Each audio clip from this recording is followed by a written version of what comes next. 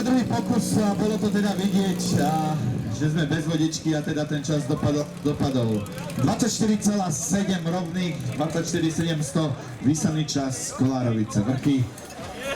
Za malú chvíľu sa dozvieme ešte ten rýchlejší a pôjdeme ďalej.